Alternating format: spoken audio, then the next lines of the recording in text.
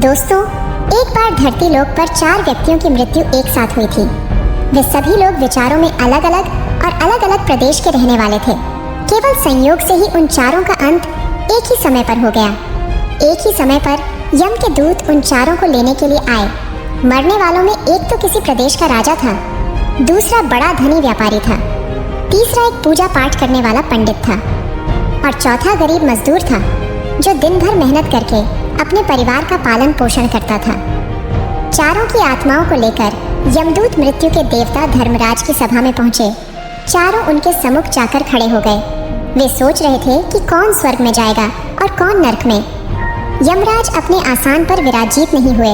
उससे पहले ही चारों आपस में बातचीत करते हुए स्वयं को ही स्वर्ग का मिलना चाहिए, यह कहने लगे। सबसे पहले राजा कहने लगा, देखो, मुझे तो धर्मराज पक्का स्वर्ग में ही भेज देंगे, क्योंकि मैं एक विश्वविख्यात राजा हूँ। मैंने अपने अनेक सद्कर्मों से धरती लोक पर अपना खूब नाम कमाया है। चारों तरफ लोग मेरे अच्छे कर्मों की चर्चा करते हैं। कभी भी कोई मेरे द्वार से खाली हाथ नहीं गया। जो भी आया, मैंने उसे इतना दिया कि वो जीवन भर मेरा नाम नहीं भूल पाएगा। हर तरफ मेरे नाम का यशगान हो रहा है। मेरे द्वारा लुटाए गए दान से लाखों लोगों को खाने को अन्न मिला, रहने को आश्रय मिला। इसलिए मेरे कर्मों को देखते हुए धर्मराज मुझे पक्का ही स्वर्ग में भेजेंगे। मित्रों, राजा की बात सुनकर वह धनी व्यापारी कहने लगा, हे भाई, मैंने तो पृथ्वी पर रहकर खूब धन कमाया और उसे धन से मैंने लाखों लोगों की सहायता की है। मैंने अपनी कमाई का 11वां हिस्सा सदैव दीन दुखियों की सहायता में उपयोग किया है। मेरे शुभ कर्मों को देखते हुए धर्मराज मुझे ही स्वर्ग में भेजेंगे। दोस्तों, यह बात मैं पहले से ही जानता हूँ। व्यापारी की बात सुनते ही पंडित जी कहने लगे, अरे भाई, क्यों फिजूल की बातें कर रहे हो? स्वर्ग में जाना कोई आसान काम नहीं है। स्वर्ग में जाने के लिए दान धर्म के साथ साथ पूजा पाठ करना पड़ता है। इसलिए स्वर्ग में प्रण तो मैं ही करूँगा, क्योंकि मैंने भगवान का खूब जप तप पूजा पाठ किया है। पूरा जीवन मेरा पूजा आराधना में बीता है। मेरे शुभ कर्मों के कारण मुझे ही धर्मराज स्वर्ग का दरवाज़ा खोलेंगे।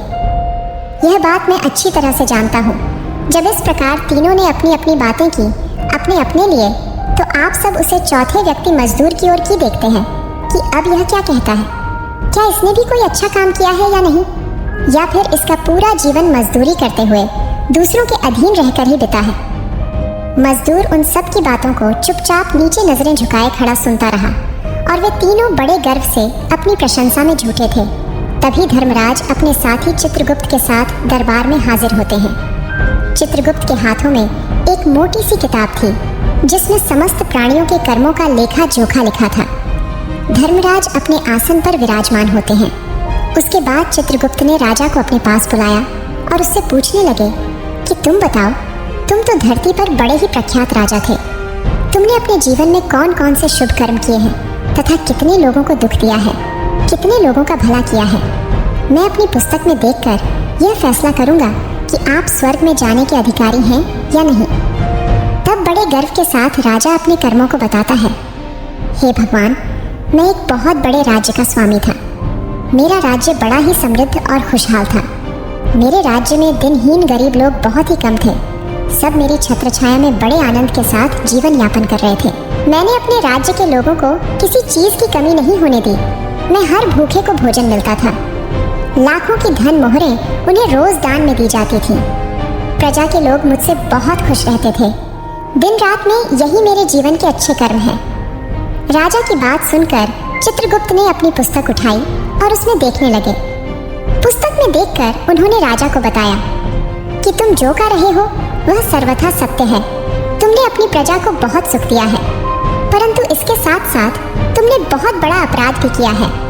तुमने अपनी राज्य की सीमा को बढ़ाने के लिए जितने युद्ध लड़े हैं, उन युद्धों में हजारों लाखों की संख्या में सैनिकों ने अपनी जान गंवाई है। उन सब की मृत्यु का कारण तुम बने हो। उनके परिवारों को, उनके बच्चों को अनाथ करने वाले तुम हो। उनके स्त्रियों को विधवा बनाने वाले भी तुम हो। उनकी माँ की गोद भी सुनी करने वाले तुम हो। तुमने अपने ही सैनिकों के हजारों परिवारों को घर दुख दिया है। युद्ध लड़कर राज्य बढ़ाने से अच्छा था कि तुम अपने पड़ोसी देशों से मित्रता करके उनके साथ व्यापार बढ़ते। आपका राज्य तब भी समृद्ध और संपन्न रहता। तुमने अपनी प्रजा को नहीं, सैनिकों को सुखी बनाया है। इसलिए तुम स्वर्ग के अधिकारी नहीं हो। यह बात सुनकर राजा चुपचाप पीछे हो गया। उसके बाद चित्रगुप्त ने व्यापारी से पूछा, आपने धरती पर कौन कौन से अच्छे कर्म किए हैं? तब व्यापारी कहता है, हे भगवान, मैंने धरती पर जितना धन कमाया उसका 11वां भाग अच्छे कामों में लगाया। लाखों लोगों को भोजन कराया, कई आश्रमों को दान दिया है, कई बेघर लोगों को अपने धन से भर दिया है, कई शहरों में मंदिरों का निर्माण कराया है, कई जगह पर धर्मशालाएं बनवाई हैं, प्रत्येक तीर्थ में भंडारे करवाए हैं। यही मेरे जीवन के अच्छे कर्म हैं। व्यापारी की बात सुनने के बाद चित्रगुप्त ने अपनी पुस्तक खोली, जिसमें उसके जीवन के सारे अच्छे बुरे कर्म लिखे हुए थे। चित्रगुप्त ने बताया कि देखो, तुम जो कहते हो वो सत्य है। तुमने धरती पर खूब दान धर्म किया है, पर तुम्हारा पाप यह है कि तुमने धरती पर जो दान धर्म किया है वह तुमने उस पैसे से किया है जिसको कमाने के लिए तुमने बहुत झूठ बोला है, बहुत ठगी की है, कई चीज़ों में मिलावट करके बेचा है, नकली चीज़ों को असली के दामों में बेचा है, कितने व्यापारियों को रास्ते से हटाया है। तुम्हारे इन कर्मों से अनजाने में कितने लोग बीमार होकर मार गए, कितनों ने आत्महत्या कर ली, कितनों की मेहनत का पैसा तुम्हारे पास चला आया। उन सब लोगों की बद्दुआएं तुम्हारे साथ हैं। तुमने जो कुछ भी अच्छा काम किया है वह कर्म शून्य होता है, इसलिए तुम्हारे पास भी तुम्हारा कोई शुभ कर्म नहीं है। तुम स्वर्ग में जाने के अधिकारी नहीं हो। चित्रगुप्त की बात सुनकर व्यापारी भी बड़ा उदास होकर पीछे हो गया। उसके बाद पंडित जी को आगे बुलाया और पूछने लगे, तुमने अपने जीवन में कौन से अच्छे कर्म किए हैं?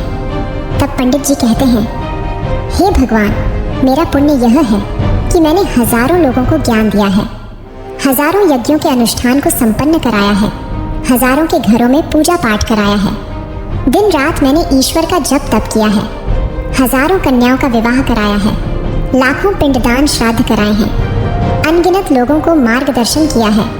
इससे ज्यादा शुभ कर्म और क्या हो सकता है?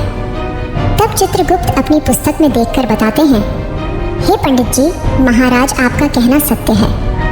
आपने वास्तव में हजारों लोगों को ज्ञान दिया है, लेकिन उसे ज्ञान पर स्वयं कभी अमल नहीं किया।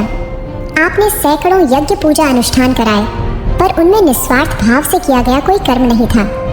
तुम हमेशा से धन के लालची रहे हो, इसलिए तुम स्वर्ग में जाने के अधिकारी नहीं हो। अब तो उदास होते हुए पंडित जी भी पीछे हो गए। अब बचा केवल मजदूर इंसान। यह देखकर बड़ा हैरान था कि अब तक वह जिनको इतना महान समझ रहा था, उनमें से कोई भी स्वर्ग का अधिकारी नहीं रहा। तो मैं कैसे स्वर्ग में जा सकता हूँ? मुझे तो स्वर्ग की कल्पना भी नहीं करनी चाहिए, क्योंकि मैं तो कभी पूजा पाठ, जप तप या दान करने के लायक भी नहीं था। तो शुभ कर्म कहाँ से करता? मैं तो मेहनत मजदूरी करके सारे जीवन अपने परिवार का भरण पोषण करता रहा। वह मजदूर ये सब बातें सोच ही रहा था। इतने में ही चित्रगुप्त ने उसे भी आवाज लगा दी और उससे पूछा, किंतु वह मजदूर तो पहले से ही कहने लगा, भगवान, मैंने धरती पर एक गरीब के घर में जन्म लिया था।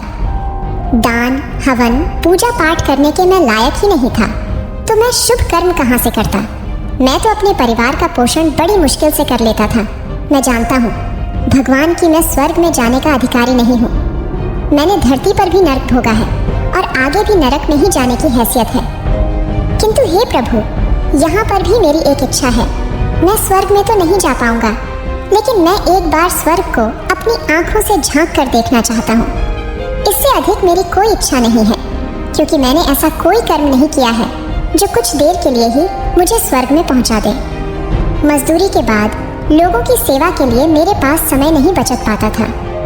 बचा हुआ समय मैं अपने बूढ़े माँ बाप की सेवा में लगा देता था। उनके लिए उन्हें खिलाता पिलाता, उनके वस्त्र बदलता, यही मेरी दिनचर्या थी। मुझे तो मंदिर में जाने का भी अवसर नहीं मिलता था। मजदूर की बात सुनकर चित्रगुप्त ने अपनी पुस्तक में देखकर पूछा, हे मानव, तुम ध्यान से देखकर बताओ, सोचकर बताओ कि तुमने कभी तो कोई शुभ कर्म किया होगा। तब मजदूर अपने पूरे जीवन के घटनाक्रम को याद करता है। तब उसे याद आता है कि एक बार उसे बहुत तेज भूख लगी थी। वह रोटी खाने के लिए बैठा ही था। कितने में वहाँ एक बहुत ही कमज़ोर बीमार कुत्ता टहलता हुआ आ गया, जो ठीक से चल भी नहीं पाता था। वो आकर मेरे सामने बैठ गया और मेरी रोटी की ओर गौर से देखने लगा। मैं समझ गया कि वो कुत्ता बहुत भूखा है। मेरे अंदर से आवाज़ आई कि बेजुबान जानवर को छोड़कर तू अकेला कैसे खा सकता है। मैंने वो रोटी स्वयं ना खाकर उस कुत्ते को खिला दी। उस दिन मैंने पूरे दिन भूखे पेट रहकर ही काम किया था। मजदूर की बात सुनकर चित्रगुप्त मुस्कुराए और उसका हाथ पकड़कर बड़े सम्मान के साथ उसे स्वर्ग में लेकर गए और बोली, वास्तव में आप ही स्वर्ग में रहने के अधिकारी हो। प्राणियों पर दया दिखाना ही सबसे बड़ा शुभ कर्म है। मनुष्य जो भी कम निस्वार्थ भाव से करता है, वास्तव में उसका ही उसे सबसे बड़ा पुण्य मिलता है। निस्वार्थ भाव से किया गया जन कल्याण के लिए एक छोटे से छोटा काम भी आपके सैकड़ों पापों को नष्ट कर देता है। लोगों से लालच, मोह और स्वार्थ के वशीभूत होकर किया गया शुभ कर्म भी फलदायी नहीं होता। इसलिए ध्यान रहे, जीवन में अच्छे कर्म अच्छी भावना के साथ करना चाहिए। ऐसा नहीं होना चाहिए कि आपने किसी से धन छीनकर या चुराकर कर्म किया हो और बाद में उसी धन को दान पुण्य में लगा दिया हो, तो वो धन आपको कभी नर्क में जाने से नहीं उभर सकता। दोस्तों, स्वर्ग में वही व्यक्ति जाता है जिसने निष्काम निस्वार्थ भाव से प्राणियों की सेवा की हो।